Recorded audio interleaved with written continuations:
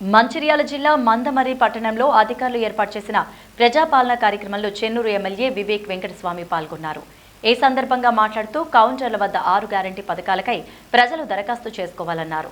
రాష్ట్ర ప్రభుత్వం ఆదేశాల మేరకు మందమర్రి పట్టణం మున్సిపాలిటీలోని 24 వార్డుల్లో కౌంటర్లు ఏర్పాటు చేశారని తెలిపారు.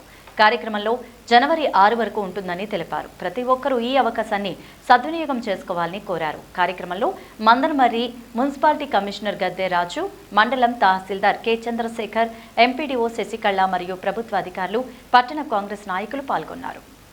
మంత్రివర్యులు ఉత్తమ్ కుమార్ రెడ్డి గారికి అప్పీల్ చేస్తున్నాం. అయితే వారు అన్నారు, వివేక్ ఇట్లా నడవదు, నువ్వు కూడా రా నాతో, మనం ఇద్దరం కలిసి కాళేశ్వరం పోదామని చెప్పి వారితో నేను మొన్న కాళేశ్వరం కూడా పోవడం జరిగింది. అక్కడ నిజంగానే ఆ ప్రాజెక్ట్ తీసిన తర్వాత నాకు ఏడుపు వచ్చింది.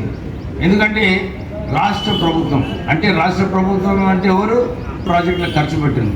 కానీ ఆ ప్రాజెక్టుల ఖర్చు పెట్టిన తర్వాత ఇంతకుముందు మోటార్లే మునిగిపోయింది. ఇప్పుడు పిల్లర్ల క్రాక్స్ వస్తున్నాయి. ఇంత పెద్ద ప్రాజెక్టుల ఎక్కడన్నా పిల్లర్ల క్రాక్స్ వస్తాయా? సరిగా క్వాలిటీ కంట్రోల్ చూస్తలేరు, మెయింటెనెన్స్ సరిగా లేదు. అక్కడ చూస్తే అప్ స్ట్రీము డౌన్ స్ట్రీమ్లా నీళ్ళు వచ్చేటప్పుడు మంచిగా ఫౌండేషన్ చేయాలి. మనం కూడా ఇల్లు కట్టేటప్పుడు మంచిగా ఫౌండేషన్, ఈ పైసలు చేసుకున్న తర్వాత ఆ ప్రాజెక్ట్ గురించి మర్చిపోవడం, సరిగా అక్కడ శ్రద్ధ చూపించకుండా ఈ ప్రాజెక్ట్ని 1,00,000 కోట్ల రూపాయలు ఖర్చు పెట్టిన తర్వాత ఇంతమందికి ఉపయోగపడాలి. కానీ అందరికీ కూడా భూములు మునిగిపోతున్నాయి, వాళ్ళ ఇల్లులు మునిగిపోతున్నాయి. అంటే ఒక ప్రపోజల్ కూడా ఇవ్వడం జరిగింది. మన సోనియమ్మ ఆలోచించి మనకు మన మహిళలకు ఉచితంగా మన బస్సు కూడా ఫ్రీగా పెట్టిరు. అదేవిధంగా ఇంకా మహాలక్ష్మి విధంగా ఇంతకుముందు మహాలక్ష్మి అనేది గృహ ఇళ్ళ కోసం కూడా మన ఇందిరమ్మ ఇల్లు ఇంతకుముందు గతంలో ఉండేది.